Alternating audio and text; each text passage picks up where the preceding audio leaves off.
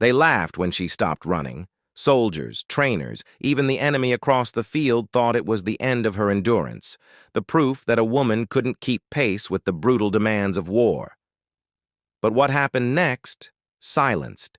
every voice, because when the flames rose and the weight of a fallen comrade tested her very soul, she carried a 200-pound sergeant through fire itself, rewriting what strength, courage, and sacrifice truly meant. If you want more stories of real grit, survival, and unstoppable willpower, make sure you subscribe right now, because this one will leave you breathless. The training grounds of Fort Bragg were not merely fields of dirt and rope climbs, but entire landscapes engineered to strip a human being to their breaking point and then test whether anything was left to rebuild. And when Elena Kane, a 24-year-old former college track runner, first stepped off the transport truck, the scent of gun oil and sweat and dust hit her like a wall of reality that no textbook or recruiter's speech had ever prepared her for. The chorus of shouting sergeants battering her ears as if the army itself were a beast trying to swallow her whole. And from the first moment, eyes turned on her not with curiosity, but with the sharp glint of judgment.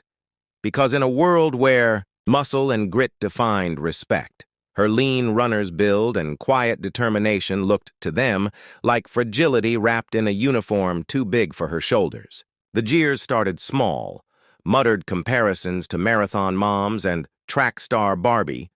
but they grew louder with every stumble she made on the obstacle course, every grunt of effort as she pushed herself under the barbed wire crawl, and, though she had sprinted past records in college, here her speed only earned laughter when the real challenge was endurance under impossible weight. 50, then 60, then 90 pounds of gear crushing her frame until her shoulders burned and her knees trembled. Yet Elena carried inside her a furnace that had been lit long before she ever enlisted. Memories of a childhood in a crumbling Ohio home where her father's drunken rage left her running into the night just to breathe,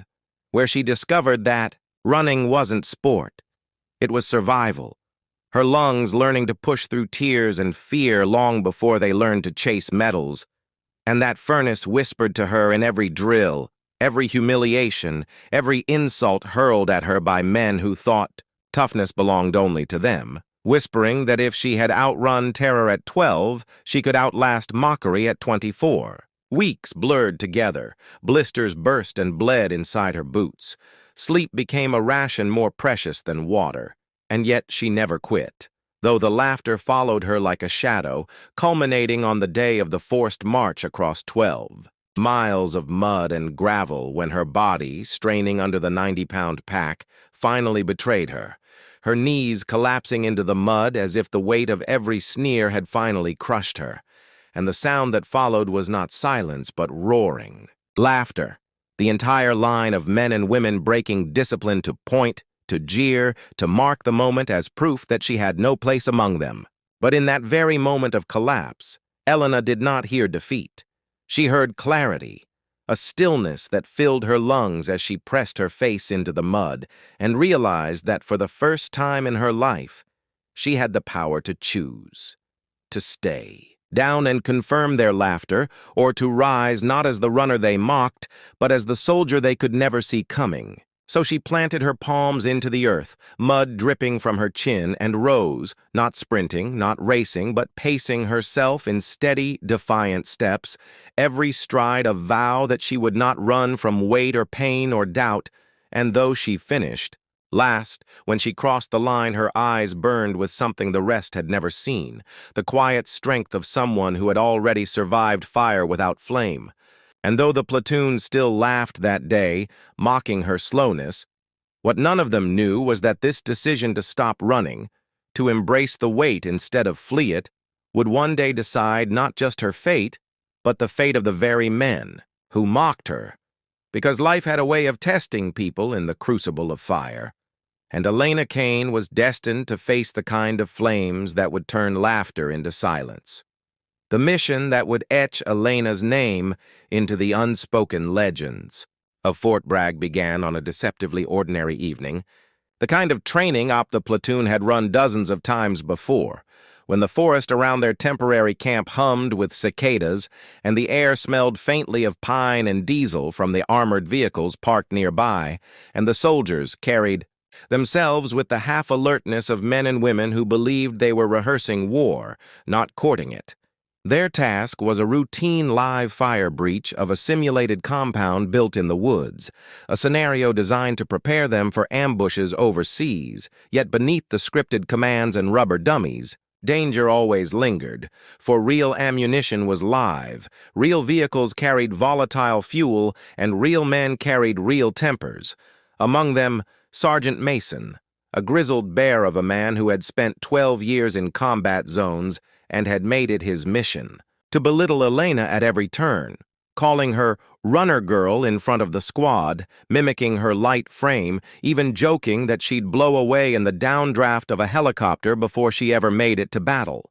But when the sun dipped and the exercise began, shadows lengthening across the trees, no one expected that a single ruptured fuel line beneath one of the armored transports would ignite, sparks from gunfire catching the slick earth like tinder. And in seconds, the controlled drill devolved into chaos as fire erupted, flames crawling up trunks and racing across the underbrush, ammunition cooking off inside the vehicle with thunderous pops that sent soldiers scattering in blind panic. Because training was one thing, but the raw, roaring hunger of wildfire was another. Elena had been running point behind Mason when it happened, her ears ringing from the blasts, her lungs filling with acrid smoke as she hit the ground for cover, and through the orange haze she saw Mason ahead of her, silhouetted against the blaze until a tree, weakened by fire, crashed down with an ear-splitting crack, pinning him beneath its burning weight, his scream cut short as shrapnel from the exploding vehicle tore across his chest plate,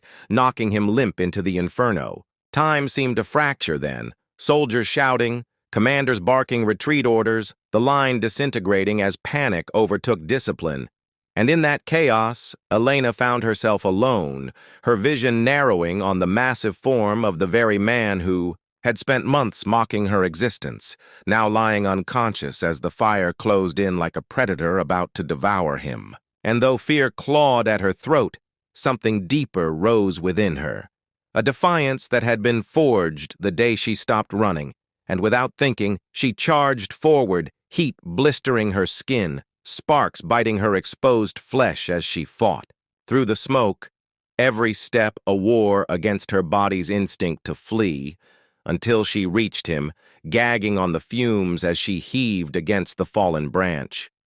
Adrenaline giving her strength she should not have possessed, rolling it just enough to drag Mason free. But the true test had only begun, because Mason, with his armor and gear, was a dead weight of over 200 pounds, his unconscious body a mountain pressing down on her shoulders as she knelt and forced him onto her back in a fireman's carry. Agony ripped through her tendons, every muscle screaming rebellion, yet Elena gritted her teeth, the world around her reduced to fire, and the sound of her own heartbeat, and step by grueling step, she moved, staggering through the inferno as bullets exploded in the flames like popcorn, the forest collapsing in waves of burning debris. And somewhere behind her, the other soldiers had stopped fleeing, turning instead to stare in disbelief as the woman they had mocked carried their sergeant through hell itself, her silhouette framed by fire like a figure carved from legend, until finally, with a guttural cry, she broke through the last wall of heat and stumbled into the open, dropping Mason at the feet of stunned medics who rushed to drag him onto a stretcher, and as Elena collapsed beside him, her uniform scorched, her lungs burning, the silence of the platoon was louder than any laughter had ever been, because they had just witnessed the impossible. The day the runner girl carried fire on her back and refused to let it consume the man who once mocked her. The aftermath of the fire was not the triumphant cinematic glory that movies like to show, but a slow, grueling descent into the reality of survival. Because Elena Kane did not rise from the flames with medals pinned to her chest or parades waiting, she collapsed in the dirt with her uniform scorched. her throat seared raw from smoke, and her body convulsing with the kind of exhaustion that made every limb feel as though molten lead flowed through her veins. Yet even as medics swarmed to drag Sergeant Mason from her side, her mind clung to consciousness with stubborn claws, unwilling to let go until she could see that he was breathing. And when the faint sound of his ragged breath reached her ears, a weight lifted off her chest heavier than the one she had just carried. The days that followed blurred into an aching fog in the base infirmary, white sheets and antiseptic stinging her burned skin, her body refusing rest as her mind replayed the inferno again and again, the deafening crack of the tree falling, the suffocating smoke, the weight of Mason's body dragging her toward death, and each time she awoke in the middle of the night drenched in sweat, she wondered if she had truly carried him, or if some force beyond her had taken over in those flames. Outside her room, whispers spread faster than wildfire, soldiers who had once mocked her now speaking her name in tones that mixed awe with disbelief, because in the unspoken code of the military, respect was not given. It was earned in fire, blood, and grit, and Elena had paid in all three currencies, silencing the laughter that had haunted her training. But in her own heart she felt no pride, only emptiness, because she knew the truth, that survival is not victory, and saving one life in training meant nothing if she could not repeat it when real war came, when bullets were not blanks, and fire was not an accident but a weapon wielded with intent. Sergeant Mason, the man who had been her loudest critic, awoke 2 days later with bandages across his chest and a cough that rattled like gravel in a tin can.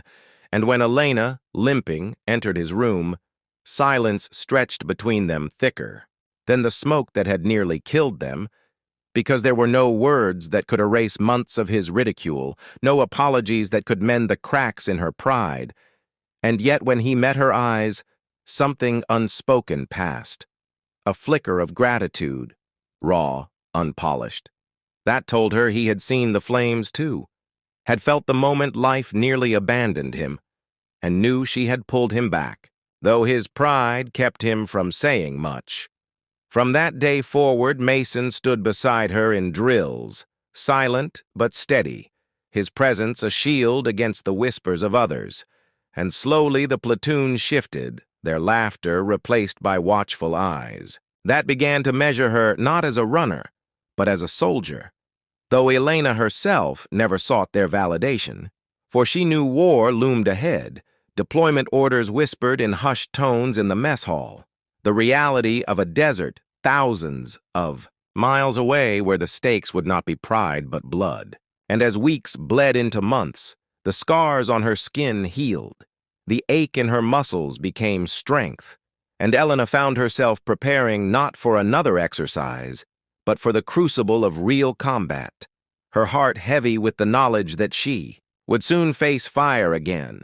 Only this time, it would be by enemy hands, and the laughter she had silenced would be replaced by the screams of war, where there would be no second chances and no controlled drills. Only the unforgiving test of whether her strength was enough to carry more than just one man through the inferno of battle.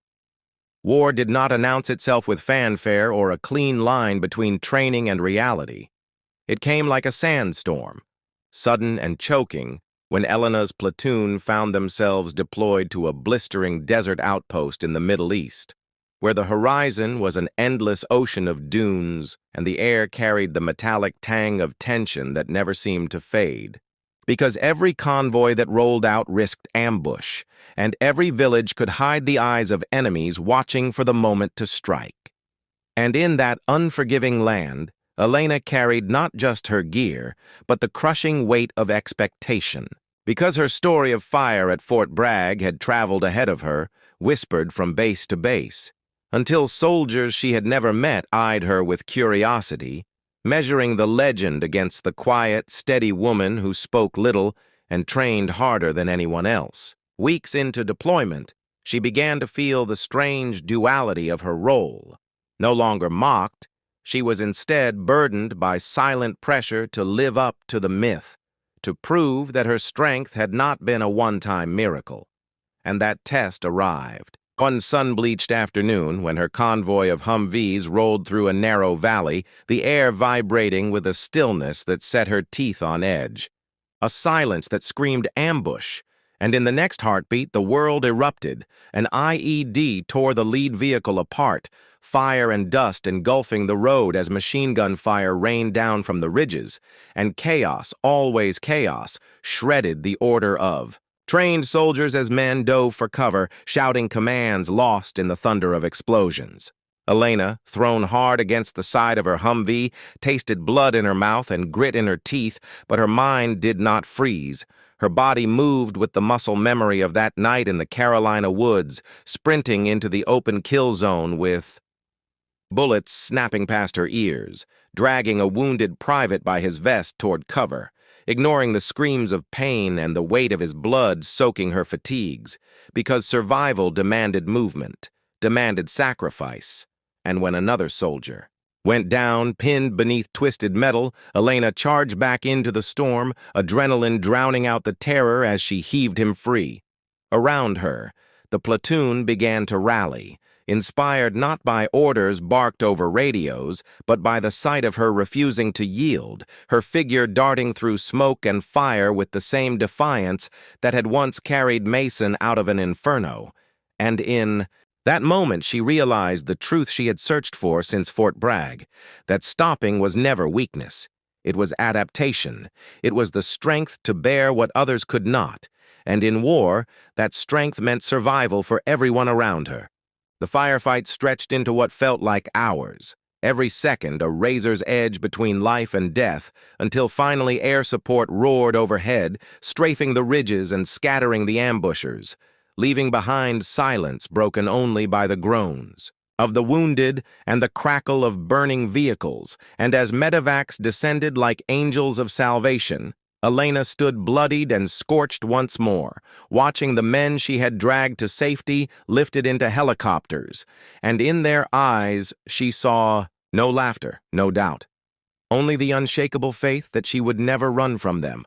only toward them, even into fire. In the weeks that followed, her name spread beyond her platoon, carried in stories told in barracks, in letters home, in quiet moments between missions, until she became not just a soldier, but a symbol of resilience, of defiance, of the truth. That courage wears many faces, and though medals would eventually weigh against her chest and ceremonies would polish her tale into official history, Elena herself carried only one memory, one vow, that when laughter had once mocked her for stopping, fire had revealed the truth, and she would carry that truth forever into every battle, into every flame, never running from fear, but always running into it carrying those who could not carry themselves.